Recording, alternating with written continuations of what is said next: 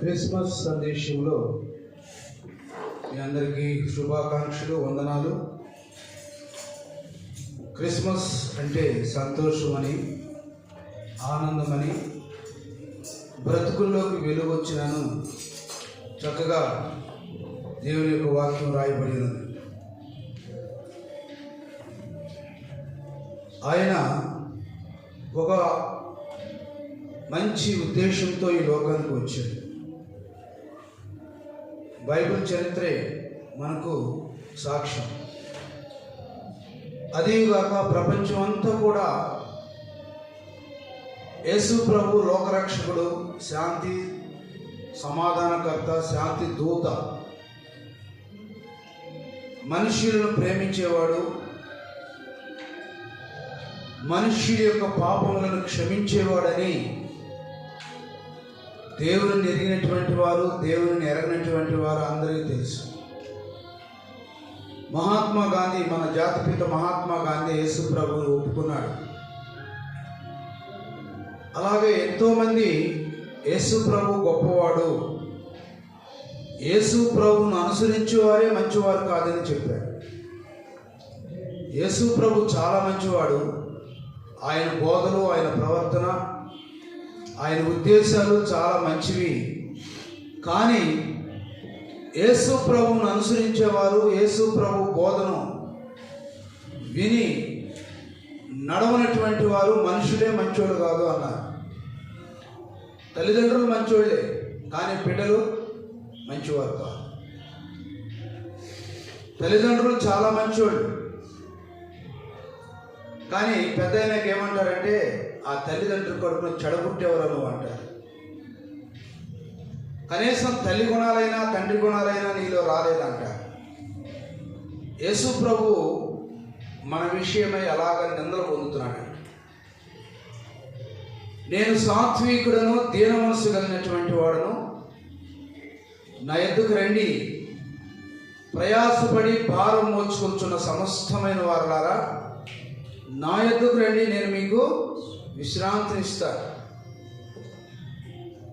Christmas అంటే శాంతి, సమాధానం. Christmas అంటే హృదయాల్లో వెలుగు.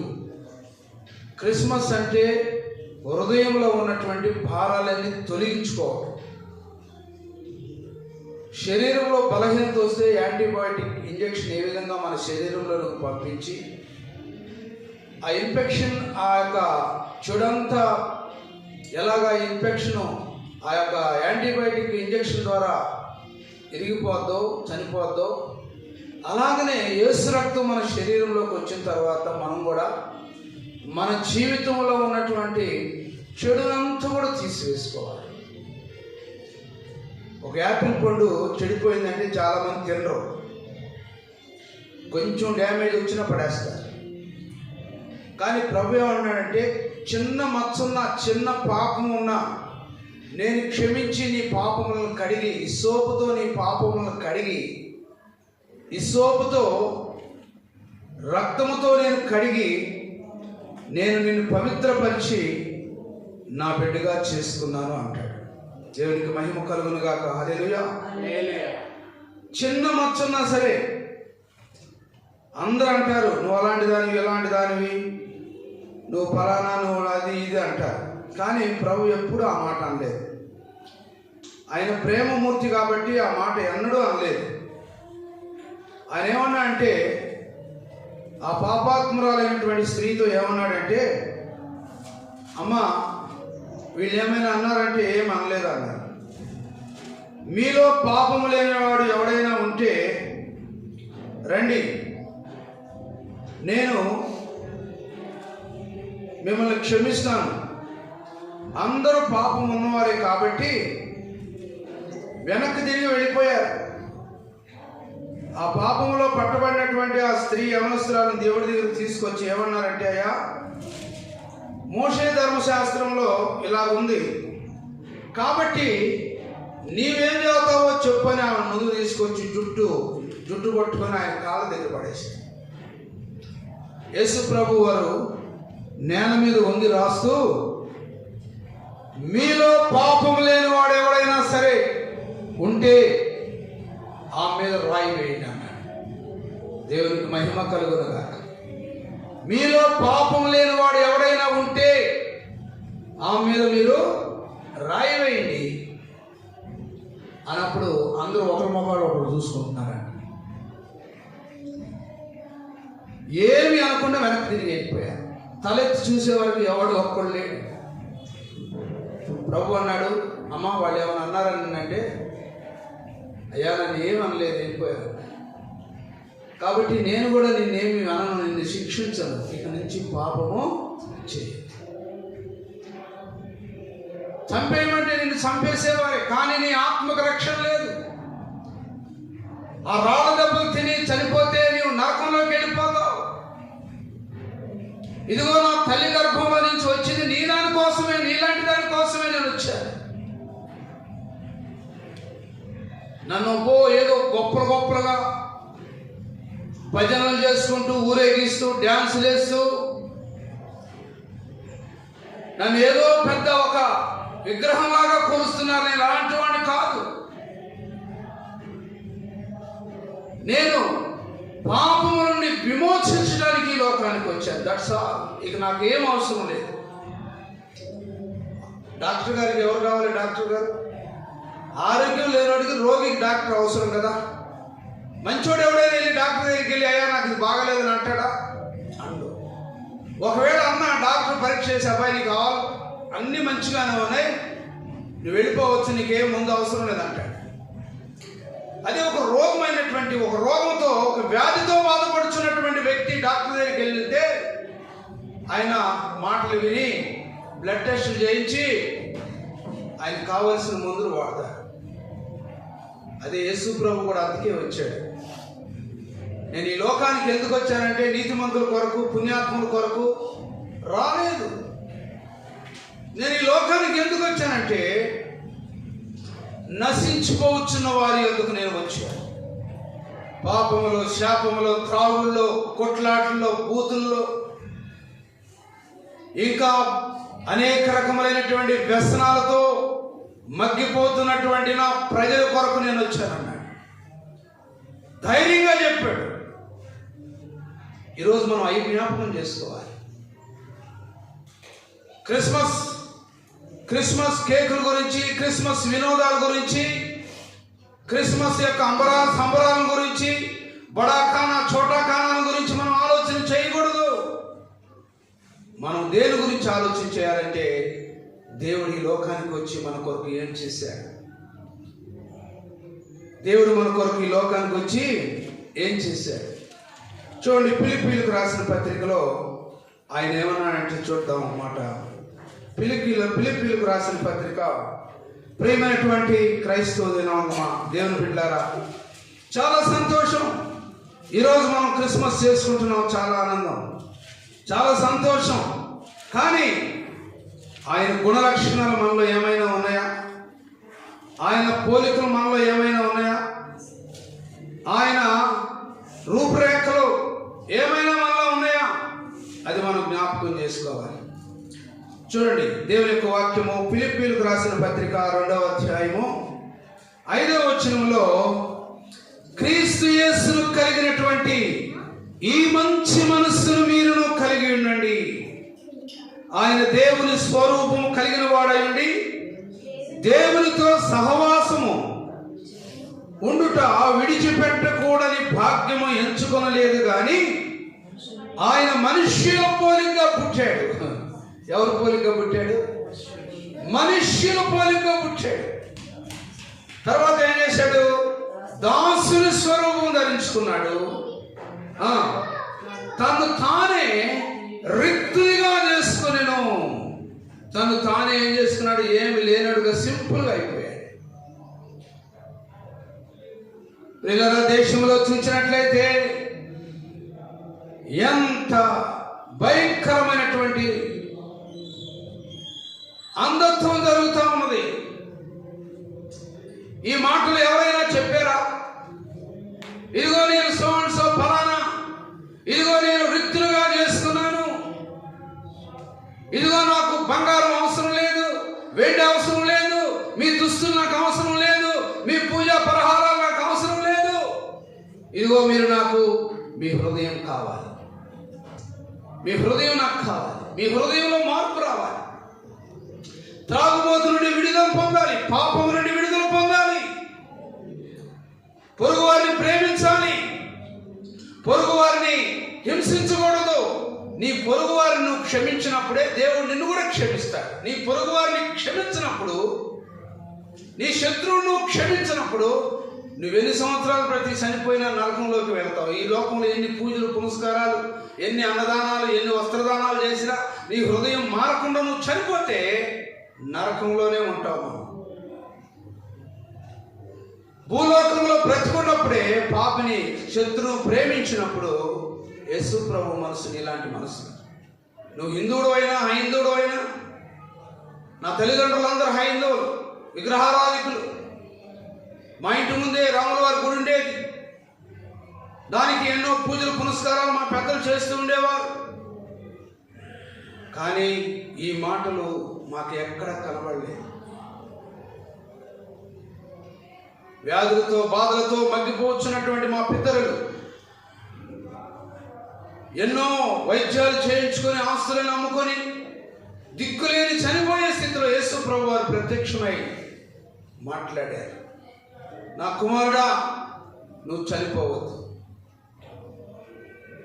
నీవు దిగులు పడద్దు. ఇదిగో నేను లోకరక్షకుడు యేసు ప్రభు నా పేరు, నేను నిన్ను క్షమిస్తున్నాను, నేను స్వస్థపరుస్తున్నానని చెప్పినప్పుడు ఆ తండ్రి హృదయం మారిపోయింది. తనలో ఉన్న కోపం అంతా పోయింది. వెళ్ళి స్నేహితుల దగ్గరికి వెళ్ళి క్షమాపణ అడిగాడు. ఎవరి దగ్గర అయితే తగాదలు పోట్లాట ఆడుకున్నారో అక్కడికి వెళ్ళి క్షమాపణ అడిగాడు. అప్పుడు దేవుడు అతను ప్రత్యక్షమై మాట్లాడాడు. అతని పేరు మార్చేశాడు. నువ్వు ఈ పేరు వద్దు, ఈ పేరు పెట్టుకోమన్నాడు.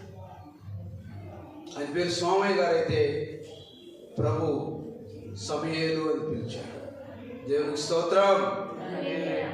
కాబట్టి ఏమంటున్నాడంటే ఇక్కడ, ఆయన దేవుని స్వరూపము కలిగిన వాడయండి. ఏ స్వరూపం ఉందంటే యేసు ప్రభుకి ఏ లైటింగ్ లేకపోయినా, నేను అందుకే మన చర్చి ముందు పెద్ద లైట్ డబ్బు ఉంది నా దగ్గర కూడా, నేను కూడా డబ్బు ఖర్చు పెట్టగలుగుతాను. ఒక నెల పెన్షన్ ఖర్చు పెడితే డబ్బులు మొత్తం లైటింగ్లో వచ్చేసాను.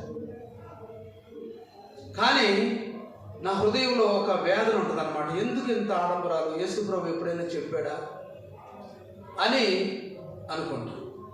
కాబట్టి ప్రియులరా, దాసుని స్వరూపము ధరించుకొని, దాసుని స్వరూపము కలిగిన వాడయుండి దేవునితో సమానముగా ఉండుట విడిచిపెట్టకూడని భాగ్యము ఎంచుకొనలేదు గాని మనుష్యుల పోలికగా పుట్టాడు. దాసుని స్వరూపం ధరించుకున్నాడు, తన్ను తానే రిక్తునుగా చేసుకున్నాడు. కాబట్టి మధ్యాహ్న కాల సమయంలో ప్రేమైనటువంటి దేవుని బిడ్డలారా, క్రిస్మస్ యొక్క ఆనందము, క్రిస్మస్ సంతోషం యెషయా గ్రంథం 1వ అధ్యాయంలో ఆయన ఏమని పిలిపిస్తున్నాడో చూడండి. యెషయా గ్రంథం 1వ అధ్యాయం 18వ వచనములో యెహోవా ఇలాగు సెలవిస్తున్నాడు, రండి మన వివాదములు తీర్చుకుందాం. వివాదములు అంటే తగాదులు, పోట్లాట్లు, అసూయలు, ద్వేషాలు, కుచితాలు, కుట్రాలు, కుళ్ళు, కుచితాలు. ఏమండి, పక్కోడితో బాయిగానే ఉంటారు, కానీ హృదయంలో ఎంత కుళ్ళు ఉంటుందో తెలుసా? నువ్వు వేసుకున్న డ్రెస్సును బట్టి, నువ్వు వేసుకున్న బంగారాన్ని బట్టి, నీ భార్యాభర్త జీవితాన్ని బట్టి, నీ కుటుంబం పచ్చగా ఉంటుందాన్ని బట్టి, నువ్వు నీ భర్త కలిసి బండి మీద వెళ్తుంటే, మధ్యలో ఒక బిడ్డను పెట్టుకుని వెళ్తుంటే కులుకునేవాళ్ళు ఎంతమంది?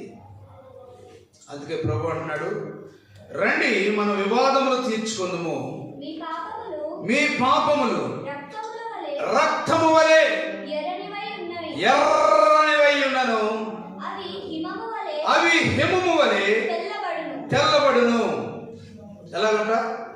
రక్తం వలె ఎర్రగా కనబడినా తెల్లగా అయిపోతాయి అంట. నా ప్రభు సందేశం ఏమిటంటే, నా ప్రభు సువార్త ఏంటంటే, నువ్వు పాపివైనా సరే, నువ్వు దొంగవైనా సరే, నువ్వు వ్యభిచారమైనా సరే, నువ్వు త్రాగుబోతువైనా సరే, నీలో నెమ్మది లేకుండా, నీలో క్షమించే స్వభావం లేకపోయినా సరే, రండి నా యొద్దకి. నేను అందుకే మీ యొద్దకు వచ్చి ఉన్నాను. పశువుల పాకలో పుట్టాను. కన్యమేరి గర్భము నా తల్లి పురుషుని ఎరగనటువంటిది. నా తల్లి పురుషుని యొక్క ఆనందం ఏంటో నా తల్లికి తెలియదు. నా తల్లి అడిగింది దేవదూతని, నేను పురుషుని ఎరగనదానని, ఇది నాకు ఎలాగ సంభవించును, ఈ యొక్క గర్భము నాకు ఎలాగ వచ్చునని అడిగినప్పుడు, మరి ఆ దయాప్రాప్తురాలా నీకు శుభము కలుగును. ఏమా ఏమా ఏమా దయాప్రాప్తురాలా నీకు శుభము కలుగును గాక. ఇదిగో నీవు గర్భము ధరించి ఒక కుమారుని కందువు.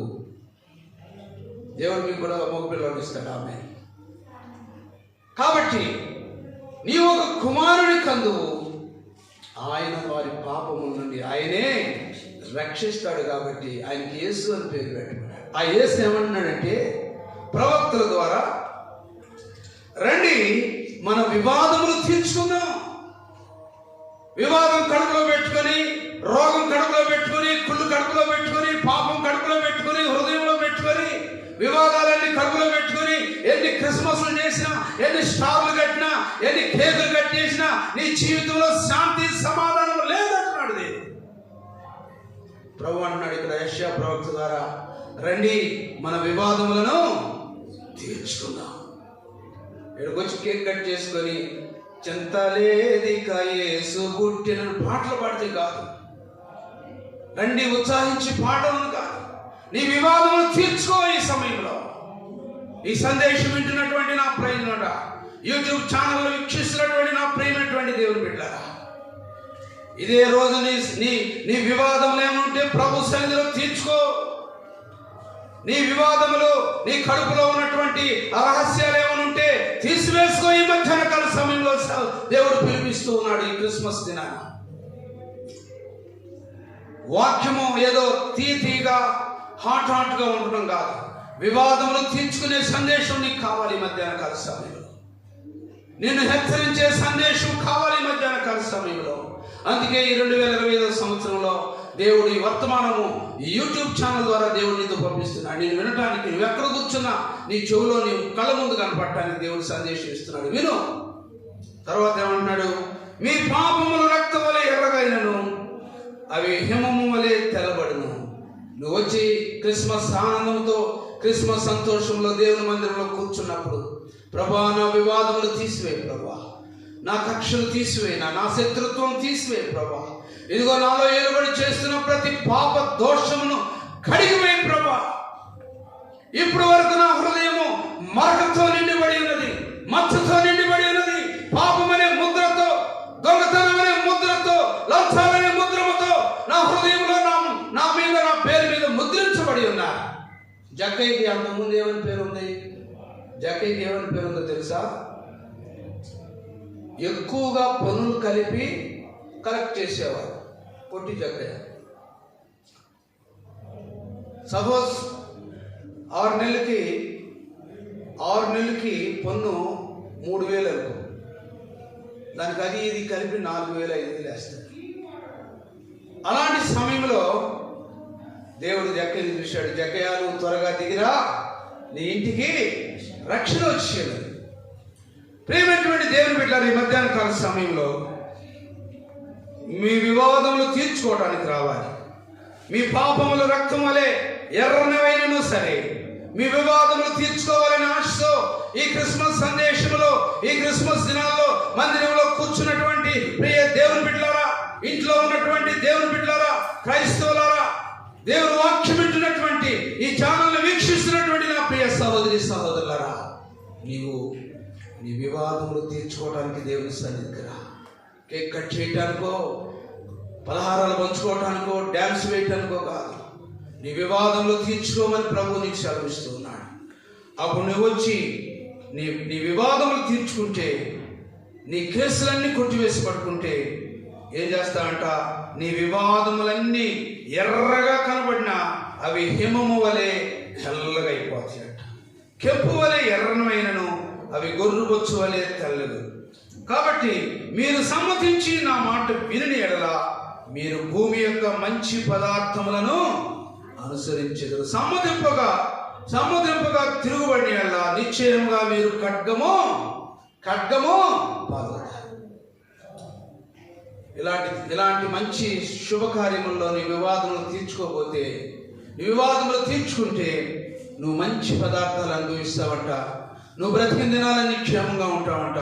ఒకవేళ వాక్యం విని వివాదాలు తీర్చుకోకుండా ఎక్కడ పాపము, ఎక్కడ కంపు, ఎక్కడ మచ్చ, ఎక్కడ దాగులు, ఎక్కడ చెడంతా నీ ప్రక్కనే పెట్టుకుంటే ప్రియమైనటువంటి దేవుని బిడ్డలారా, మరొక సమయం రాదేమో, అప్పుడు ఖడ్గము చేత కూలిపోతావు. ఖడ్గము చేత అనేక రకములైన బాధల చేత కూలిపోతావు అని ప్రభు యొక్క వాక్యం సెలవిస్తుంది. అయ్యో నమ్మకమైనటువంటి నగరం ఏమైపోయిందంట? వేశ్య అయిపోయింది. ప్రభు మాట్లాడుతున్నాడు. కాబట్టి ఈ మధ్యాహ్న కాల సమయంలో ప్రియులరా, రండి మన వివాదంలో తీర్చుకుందాం. క్రిస్మస్ ఆరాధనలో కూర్చొని ప్రభువును జ్ఞాపకం చేసుకుని, ప్రభా నా వివాదములు తీసివేయి, ప్రభా నా వివాదములు తీసివేయి నాయన, నన్ను మార్చు ప్రభా, నా యొక్క శరీరంలో ఉన్నటువంటి ప్రతిదీ కూడా తీసి ప్రక్కన పారవే ప్రభా, నన్ను కడుగు ప్రభా, నన్ను కడుగు నాయన, నా జీవితాన్ని కడుగు ప్రభా అని ప్రార్థన చేసుకుందాం. దేవుడు నిన్ను నీ ప్రార్థన ఆలకించి దేవుడు నీకు సహాయం చేస్తాడు. నీ ప్రార్థన దేవుడు ఆలకిస్తాడు. కాబట్టి ఈ మధ్యాహ్న కాల సమయంలో క్రిస్మస్ సందేశం వీక్షిస్తున్నటువంటి నా ప్రియ సహోదరి సహోదరులారా, యూట్యూబ్ ఛానల్ ద్వారా ఈ సందేశాన్ని, ఈ వర్తమానాన్ని ఆలకిస్తున్నటువంటి దేవుని బిడ్డలారా, దేవుని సన్నిధిలో క్రిస్మస్ దినాన ఇంట్లో ఉన్న, మందిరంలో ఉన్న, మొట్టమొదటిగా నీ వివాదములు తీర్చుకో. దేవుడు నిన్ను శుద్ధీకరించి, నిన్ను స్వస్థపరిచి, నీకు ఆరోగ్యం ఇచ్చి, నీ కుటుంబాన్ని దీవిస్తాడు. దేవుడు తన వాక్యమును దీవించేవారు కాక.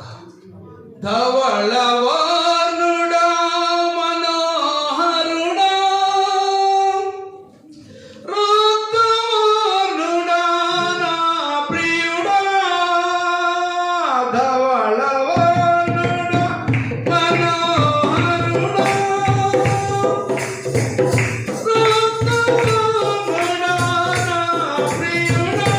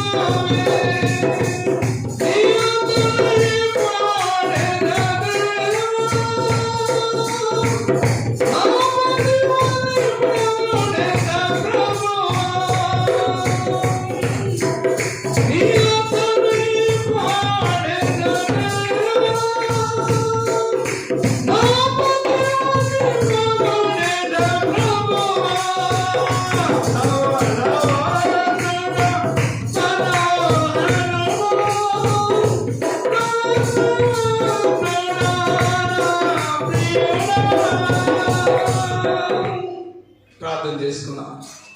పరిశుద్ధుడైన తండ్రి, క్రిస్మస్ సందేశంలో మీరు మాకు తోడైనందుకే వందనాలు ప్రభు. మా వివాదములు ఎన్నో రకాలుగా ఉన్నాయి ప్రభు. ప్రతి సంవత్సరం మేము ఫార్మాలిటీగా, ఆచారంగా వచ్చి కూర్చొని ప్రభా ఇదిగో నిన్ను స్తుతిస్తూ ఉన్నాం. కానీ మా జీవితాలు ఇంకా మారలేదు.